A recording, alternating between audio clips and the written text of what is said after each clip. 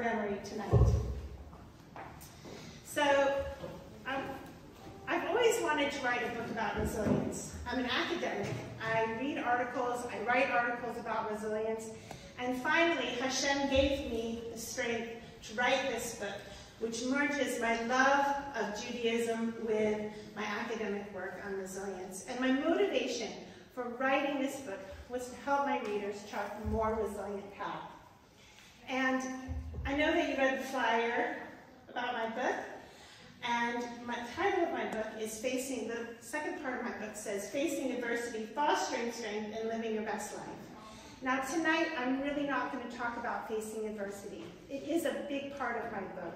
And I do talk about our emotional reactions when we experience a traumatic event, and how we can lessen the negative impact of those events.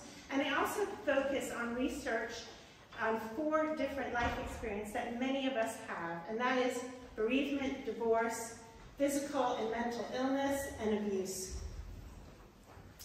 And of course, adversity and our reaction to it, that's what makes us resilient. But tonight, I'm going to focus on the second half of my book, which is fostering strength. And in particular, my book focuses on 24 different strengths that we can build inside of ourselves, and we can build within our families, and we can build within our communities and our environments. But I'm going to try to just give you an overview of 3 of those strengths. And I'm going to give you very practical strategies that you can use to build up those strengths that I hope you can go home with. But really, when you walk out of this room, my main goal is that you feel empowered, and you feel that within you, that each of you has the capacity to be resilient. So, there's a Jewish belief that each of us has our own pekala. Now, pekala is Yiddish for baggage. In fact, we have 2 sets of baggage. And the first set is all of those hardships, the difficulties, the challenges, the traumas that we're going to experience in our lifetime.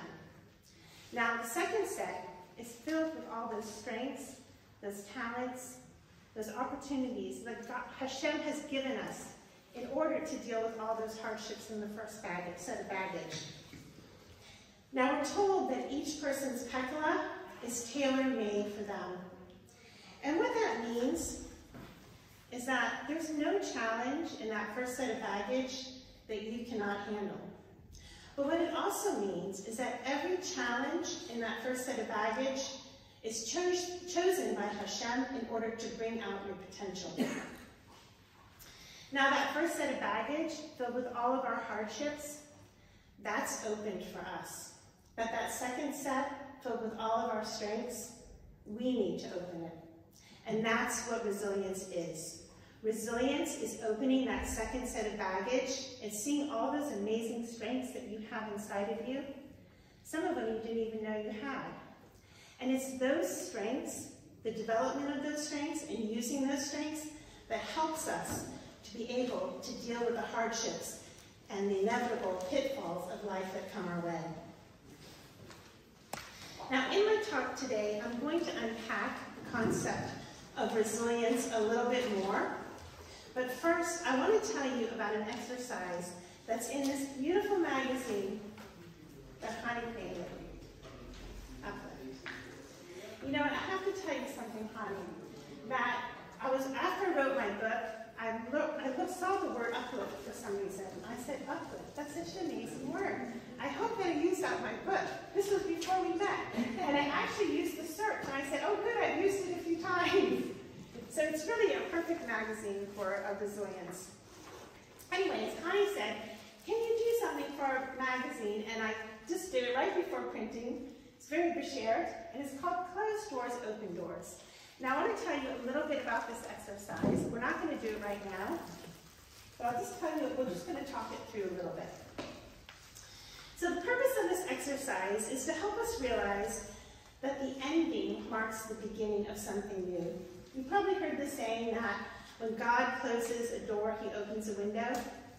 And when we have an ending, when we have a closed door, there's always an open door that happens. And such a good example is the magazine. Hani wouldn't have created this magazine if it hadn't been in memory of her mother. Now I want think about what is a closed door. Let me tell you what happened to me a few weeks ago. So every Thursday night, I don't know if anyone else does this, maybe it's just me, but I peel all my vegetables and I cut them up and I put them into baggies with some olive oil and my spices, and I shake them up, and they're all ready for Friday because I like to roast everything fresh on Friday. So I'm doing this, it's Thursday night, I'm really exhausted. I put all my sweet potatoes in a bag and I start shaking it, and all of a sudden the sweet potatoes go all over my kitchen, and of course they have paprika in them, and there's red marks everywhere, and it's a big mess. Let me ask you a question. Is that a closed door? Raise your hand if you think that's a closed door. Okay, good. It's a closed door to sweet potatoes Friday night, that's what it is. But it's not a closed door. It's annoying, it's messy. Life is messy. But I'm not going to change myself. I mean, I might hold bags a little bit careful when I shake them, but it's not going to change anything in my life. What a closed door is something that shocks you to the core of your being and makes you change your behaviors, makes you rethink your life. Who can give me an example of a closed door? Come in. Who can give me an example of a closed door? Yes? Yeah. Let's say you want to go to a restaurant and looking at the time or where you want to go and trap it and go get drinks. You want to go to a concert? Restaurant. Okay. You have a whole way 5 hours journey, if you're all the way from nothing and it's a missed opportunity. Yeah, missed opportunity. Yeah. Okay. Any other closed doors?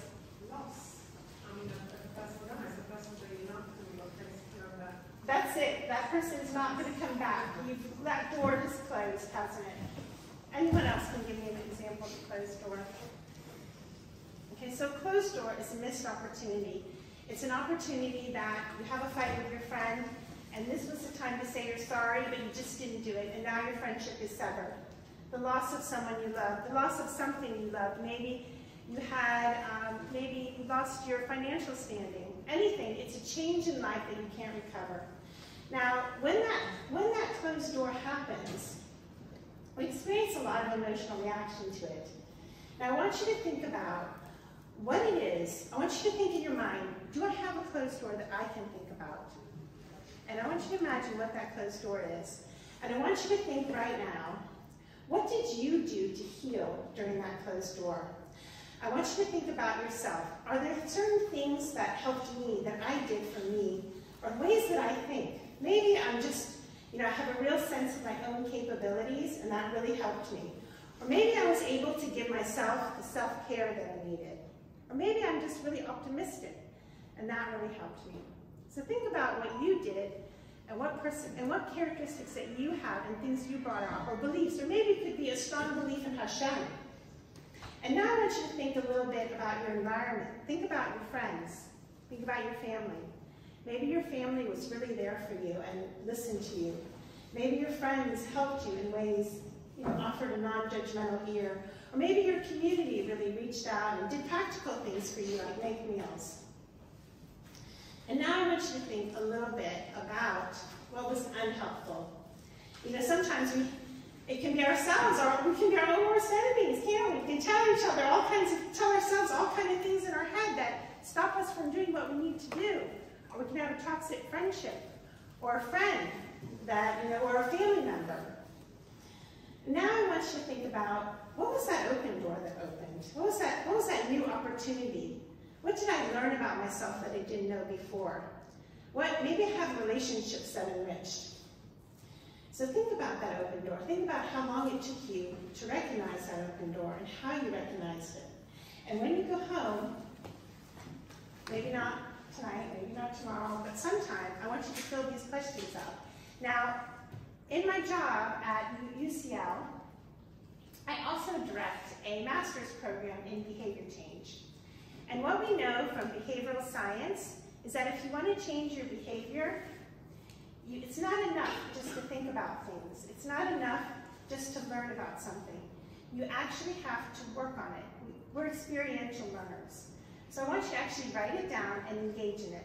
And tonight I'm going to give you other activities and exercises that will help you to foster your own strength. But you have to work on it. I'm just telling you it's not going to be enough. And my book, After Every Strength, that I talk about over 24 strengths that you can build within yourself and within your family and within your environment.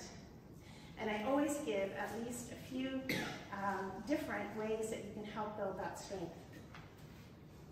I think I need some water. That's why it's funny as a speaker when you drink water, because I never want to drink water. Okay.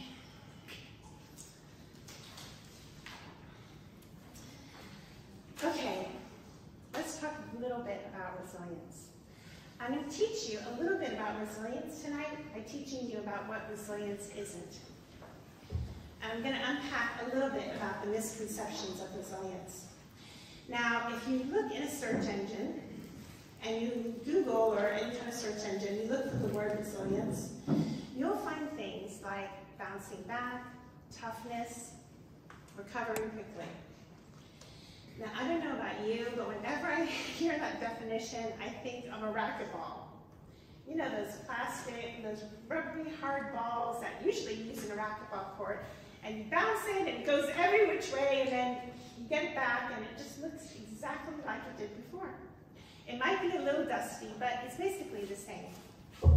But that's not the way that us humans experience hardship. You know, when we hit up against something hard, it hurts. And we change. We have the ability to learn, to grow, and to rebuild. Resilience isn't about being invulnerable to pain. It's not about dismissing your heartbreaks and forgetting your sorrows. And it really isn't about taking that pain that you had, putting it in your brain, and just locking the door and throwing away the key. Resilience is about integrating our challenges into our new reality and creating a sense of oneness. It's about adapting and becoming stronger in the face of trials. Our trials, they don't break us. They make us into stronger and wiser people. And in this way, resilience isn't about bouncing back into our former self. It's about bouncing forward into who we are meant to be. The other thing about resilience is it's not a personality trait and it's not an attribute. It's not anything we're born with. It's something that's made. It's a set of skills that we learn and we develop throughout our life. It's not a destination. It's not like learning to ride a bike. It's not like getting a medal for a job well done. Resilience is a journey. It's a journey that we take throughout our lifetime, transforming our setbacks into new opportunities and new pathways. And like a muscle, we have to continually work at our resilience to ensure that we can effectively handle any challenges that come our way.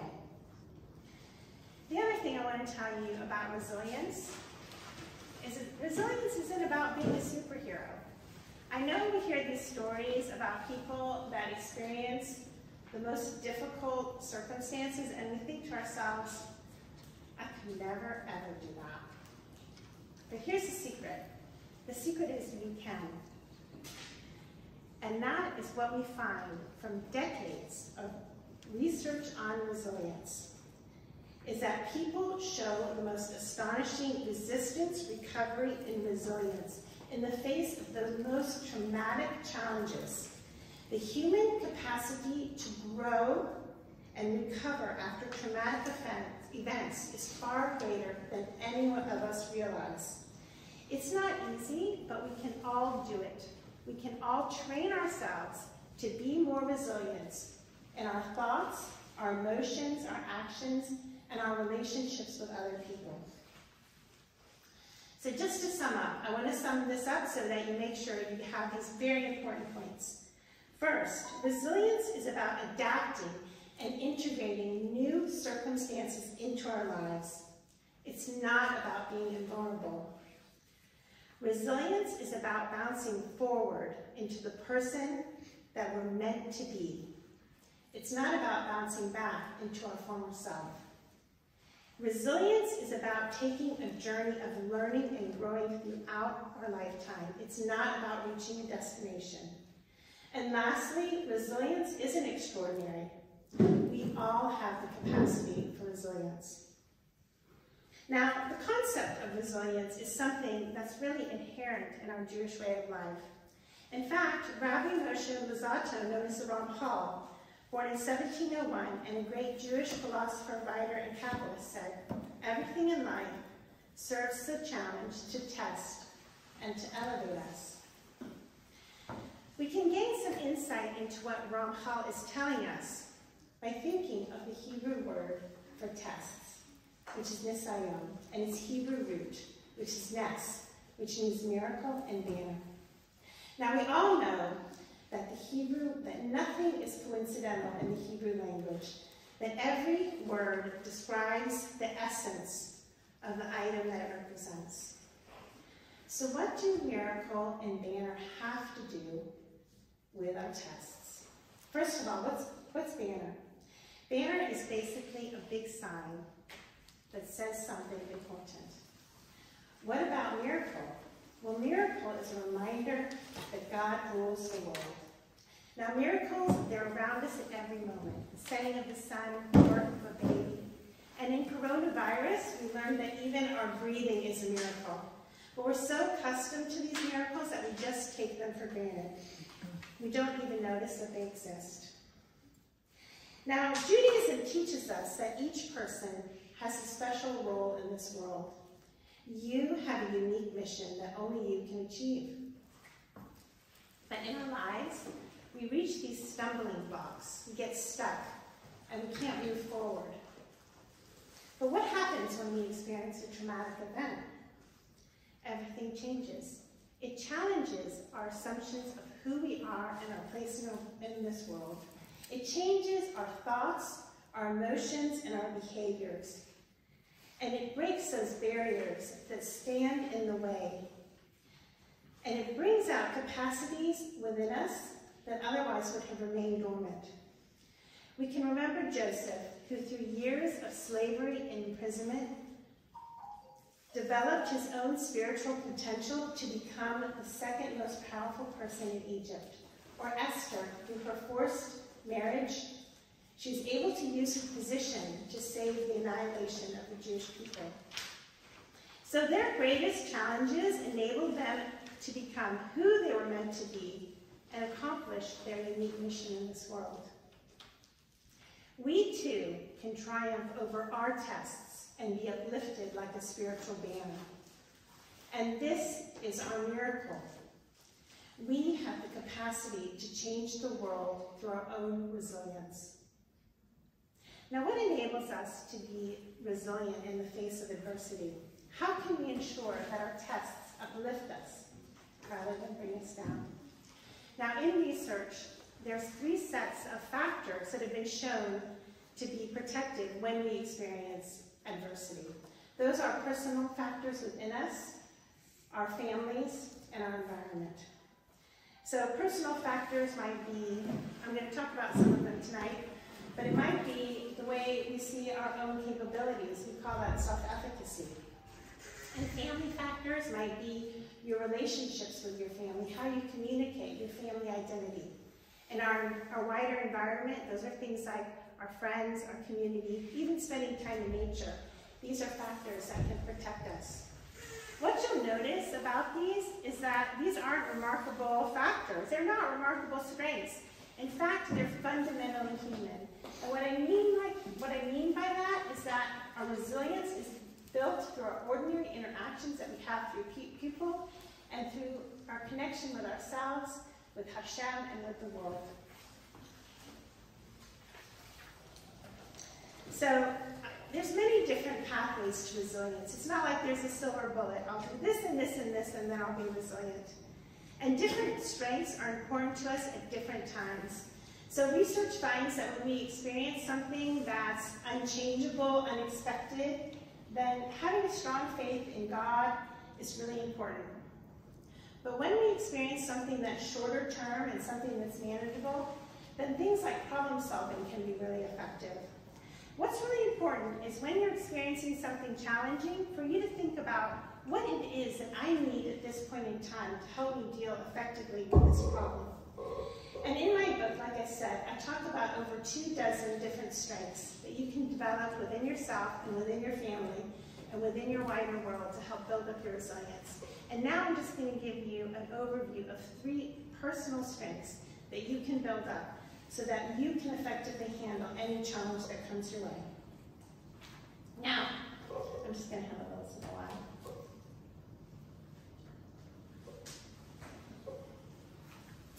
The first strength I want to talk about is self-compassion. And this really is an important personal belief to build resilience. Now, a lot of times people think self-compassion is the same thing as self-esteem, and it's not.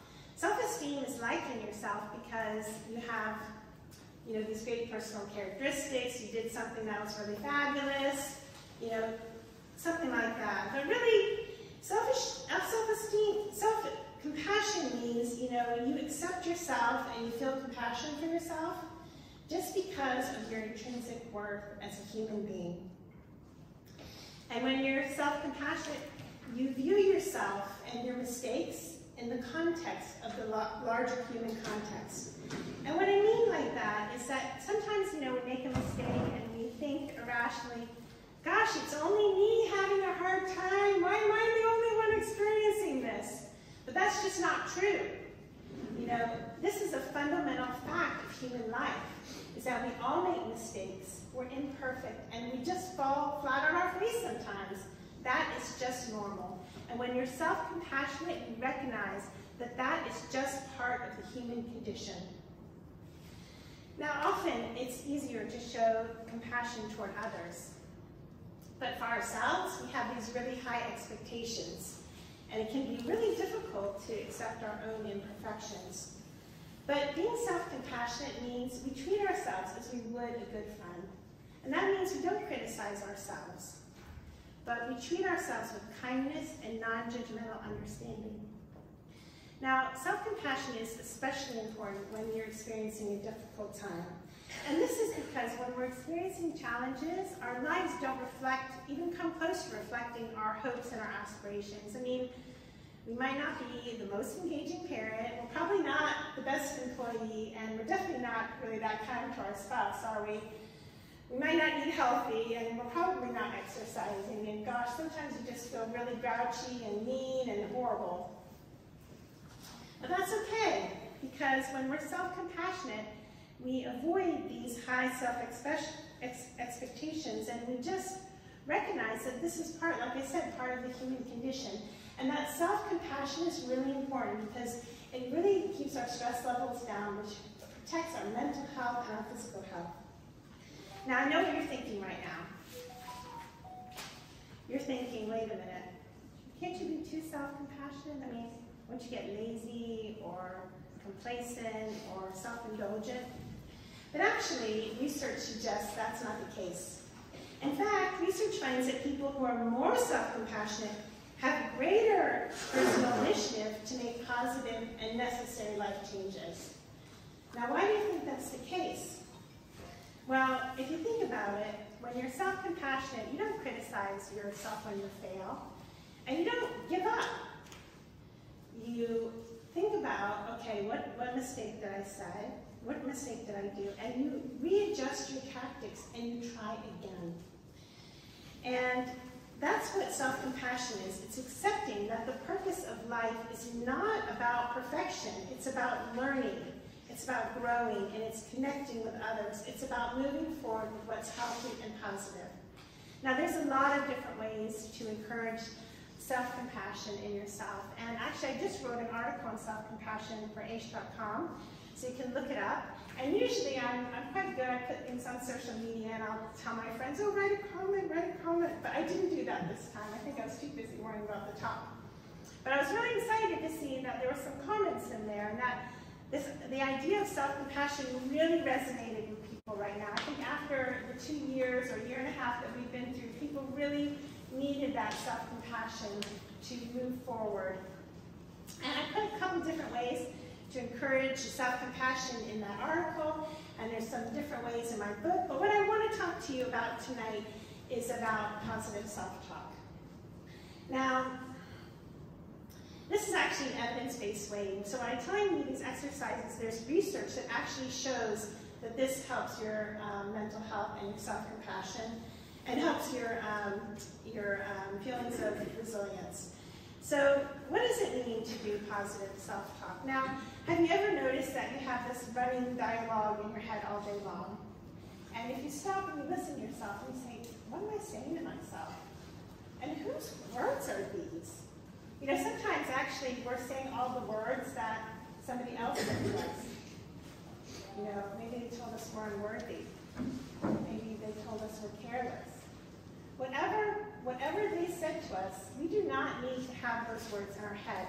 We can make our own personal narrative of who we are, and we can make sure that what we say in our mind supports us, encourages us, and makes us feel good about ourselves. Now, what you can do is you can start by just looking at yourself in the mirror. And I'll tell you, I actually did this tonight. And it really, really works. So the first thing you can do, and there's research that shows when you look at yourself in a self-compassionate way, now not just looking at yourself saying, oh wow, look, there's gray hair there, or look at that wrinkle, or I've got a pimple there. No, look at yourself and as you would, as you love yourself. Look at yourself like that. With yourself, even just doing that is great. And then say to yourself all those words that you've been waiting for someone to tell you. You know what? You can do it. You're gonna do fabulous tonight. You're gonna. Yeah. Do you mind speaking closer to the? Okay. Thank you. I'll try. I'm a walker. You can do it. You know. You keep trying. You're doing the right thing. Or, you know, how about even I love you? Have you ever said that to yourself? Anyways, try it tonight. Look in the mirror, look at yourself compassionately, and say the words that you really need to hear, that you've been waiting for someone to tell you. This is the other thing I want to tell you tonight, is that remember, you have a special passion, special purpose in this world, and I know I keep saying that over and over again. But you have to remind yourself that so often we judge ourselves by how we look, especially as women, or our accomplishments. But we are so much more than that. We are spiritual beings. And remember, that's what you are. The next personal strength that I want to discuss with you is called active coping. Now, when we're faced, I have no idea how long I've been talking. Do you know? Keep going. Okay, so anyways, I'm just going to get through it tonight, but we'll see. The next personal strength that I want to talk to you about is active coping. So when we're faced with a challenging problem or a difficult situation, we have a choice on how we can respond. We can respond based on our thought process, what we think is the best way to respond, or we can respond based on our emotions. Now, if we respond based on our emotions, it's usually our primal emotions that take center stage. And those primal emotions are fear and anger. Now, fear and anger are instinctual emotions, and the purpose of those two emotions is to mobilize us when we're experiencing stressful situations. But they have a cost. When you're angry, when you're afraid, it's as if you press the panic button on your body and it's in overdrive. Now, this is great if we're in a fight or flee situation and we have to mobilize ourselves and make a quick decision. But usually we're actually not in these kind of situations. Actually, our response to stress needs to be more nuanced and thought out. So having those emotions can be really counterproductive. And then instead, what fear and anger can do is they put us in a holding pattern and they stop us from really addressing the problem at hand in an effective way. And the other thing about fear and anger is they release all of these really harmful hormones in our body, and those actually really influence our mental health and our physical health. So clearly, our response to a stressful situation makes a big difference to our health and, of course, to our resilience. And the way we categorize, as psychologists, the way we categorize people, how they respond to stressful situations is either active or avoidant coping. Now, active coping is when you confront a stressful situation head-on, but you do so in a way that is reflective, and you consider what is the best strategy for the situation that I'm facing. Where avoidant coping, on the other hand, is when you try to avoid a stressful situation and you're trying to avoid those instinctual emotions. So I just want to be clear here. When we experience something traumatic, when we experience something hard, of course we're going to have emotional reaction. Of course we're going to be afraid. Of course we're going to be angry if that's what is appropriate. But what's important here is not to let those emotions control us. To react in a way that instead of avoiding those emotions, we react in a way that's thoughtful and nuanced, and we choose the strategies that are appropriate in that situation. So let me give you an example of active coping. This is when you're faced with a problem and you do things like planning, problem solving, or you seek out appropriate information. So let's say that one of your children is having a really difficult time in school. So what would be examples of active problem solving, active coping? You might seek out information. So you might ask to meet with a teacher. You might problem solve, think of strategies that are going to help that child. Maybe you need to get tutoring. Maybe you need to think about having an assessment done. Now, the other thing about active coping is it also can be acceptance. Accepting a situation that we can't change is a way of actively coping. So it might be with this child that you get a diagnosis that they have specific learning difficulties. They have dyspraxia, they have dyslexia. And you accept that, and that's active coping situation. But you also think about what strategies can I apply to help my child do the best they can do and reach their potential. So active coping is about focusing on what we can change and accepting what we can't. Now, what about avoidant coping? This is when you're faced with a problem, and instead of dealing with it, you focus on diminishing or denying that fear and that anger. So what are avoidant coping strategies? Well, one thing might just to be deny the situation. You might say, oh, that's okay, my child will grow out of it. You know, it's all right, and you just, deny that it's even a problem. What about distraction? That's another avoidant coping strategy. So distraction is when you do things to take your mind off of it. It might be, whatever. People do all different kinds of distractions. Some people are on their phones, some people are cleaning, some people are baking, some people are shopping. Whatever it is, today I had to get ready to go. It's like 9:30, and I haven't packed yet, and I'm thinking, oh, I'm leaving my family, I hope my kids are going to be okay. And you know what I started doing, honey? I was cleaning my kitchen cabinet. I'm thinking, I haven't cleaned this kitchen cabinet in 2 years, and all of a sudden I'm doing it, and I should be packing. Distraction. Okay, so I'm not saying that distraction is bad. Sometimes it's good to distract ourselves away from our problems, but what we have to remember is we're not actually dealing with the situation. And it's important that if we want to get over the situation, we have to deal with it. Now, another avoidant coping strategy is disengagement. And you know people that are completely disengaged for one reason or the other. But what's important to remember is that while these avoidant coping strategies take our mind off of the situation, they really prevent our true recovery. And so despite our fears and despite our pains, we eventually have to face our problems and we have to deal with them in an effective way. And of course, as you can imagine, active coping is the strategy that again and again shows positive outcomes for both children and adults. But like all the strengths in my book, here's a good thing, is that these are teachable skills, and we can train ourselves to be better problem solvers, better brainstormers, and better planners. And I include all of these strategies in my book. I'm going to tell you a little bit about one strategy right now, and that's planning. Let's say you really want to get a new job, but you're a bit afraid of it. It's been a long time since you worked.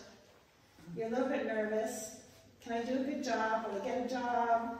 And you're thinking about it, you've got that fear and anxiety inside of you. So planning can help you move forward, move past that procrastination, and actually move toward finding and getting that job that you need. So the first step in planning is to think about, what's my overall goal? Now again, I'm going to tell you to get a nice notebook and to write this all down. Because when we write things down, it becomes more salient, it becomes more concrete to us. And again, we need that experiential learning to really make something stick. So write it down what your goal is, and in this case, it's to find a new job. And then to write down why it's meaningful for you, and really kind of delve into this. You know, maybe you want to have a bit more self-esteem, feel like you're doing something meaningful. Maybe you want a little bit more money, but it's not just money. Maybe it's because you want more funding, you really want to pay for that yeshiva that's really expensive, or you really want to give your daughter that really nice wedding that she's always dreamed of. So really make that part meaningful for you.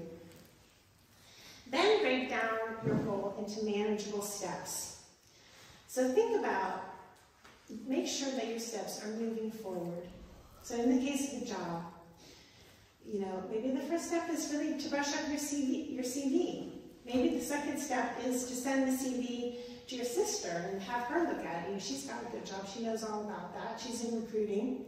And maybe the third step is to look at job adverts. You know, so go through the different steps. And when you create your steps, do it as a SMART goal. Now, a SMART goal is specific, measurable, attainable, realistic, and time-bound. So when you write out your goals, say, on Monday, from 9 to 10, I'm going to work on my CV. On Wednesday, I'm going to email my CV to my sister by 10 o'clock.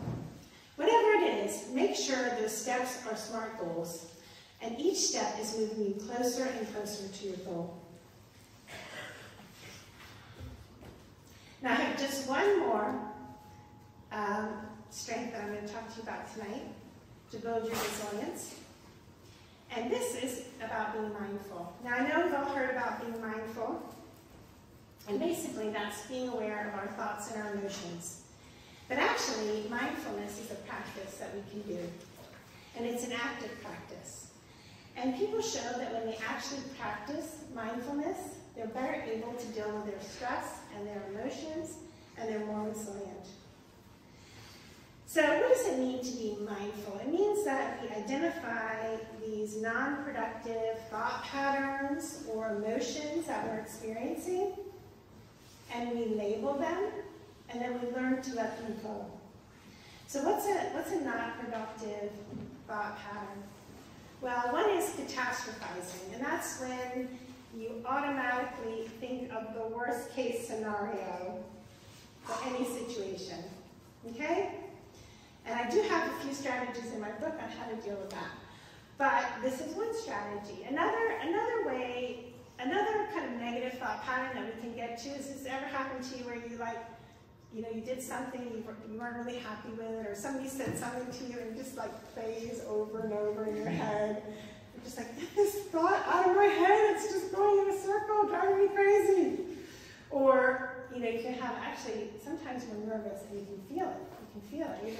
Either, people have it here, or people have it here, like this feeling of being stuck. Anyways, the point of being mindful is recognizing these thoughts, recognizing these emotions, labeling them, and letting them go. Now, labeling things is very powerful. Labeling emotions. Our feelings have a purpose. They're telling us something. And if we're sad and anxious, there's a reason for it. It might not be a rational reason. But you might think to yourself, why am I reacting in this way? Usually also when we're angry, we're actually afraid of something. It's actually triggering something that we're scared of. And you can think about it, why did I act so angrily when my husband said that to me? Gosh, what am I afraid of? And if you go back and think about this emotion. So usually it's based on our fears, our insecurities, and once we understand those emotions, we can learn that actually they don't need to control us, we can control them. Now there's a lot of different mindfulness practices, but I'm going to teach you my favorite one. Now, I want you to start by thinking of an emotional situation that kind of took hold of you recently. It could be, one of those catastrophizing, it could be one of those loops, whatever, kind of was in your, you couldn't get rid of it. You're either fighting with it, you're suppressing it, you're trying to deal with it. Okay, all that suppressing, that takes a lot of emotional energy. It makes us tired, right? But we don't have to fight with it. We don't have to suppress it. We can let it go. So I want you to imagine whatever that was that bothered you. Imagine it's not in your head. It's not in your heart. It's in your hand. I want everyone to do this. I want you to open up your hands, and I want you to imagine, come on. I want you to imagine whatever it was that was in your hand, okay? And then I want you to close it, okay? Now, if you want, you can imagine the color it is, you can imagine the shape it is, whatever. But close it up and keep it in your hand. Then I want you to lift it up in the air and just let it go. Now imagine whatever it was that was bothering you. It can be a butterfly, it can be a bee, it can be music notes, do whatever you want floating away. And you can even, sometimes you can open the window. I've done this to my children, they love it. I open the window, there it's gone, babe! Say goodbye to it. Close the window fast, it's gone. Now, okay, it doesn't mean it's gone forever because you probably will think about it again. That's okay. When it comes back to you, just say, you know what? Thank you so much. I've had enough of you. I don't need you anymore. Go away. Sometimes I'm even blown. Bye. Now, this sounds silly, but I'm telling you that it really works. But what it teaches us, I want to say one more thing. I want to say that someone asked me in one of my talks, they said, well, what if you really have the problem and you're just blowing it away? That's a problem you have to deal with. And I said, well, that's the thing is that this technique is not an avoidant coping strategy. We're not using this to get rid of a problem.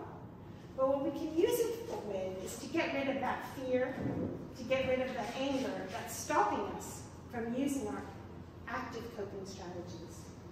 I'm going to get rid of this fear that I have of insecurity, this fear of failure that keeps running as a tape in my mind, so that I can deal with finding that new job that I want to, right? So,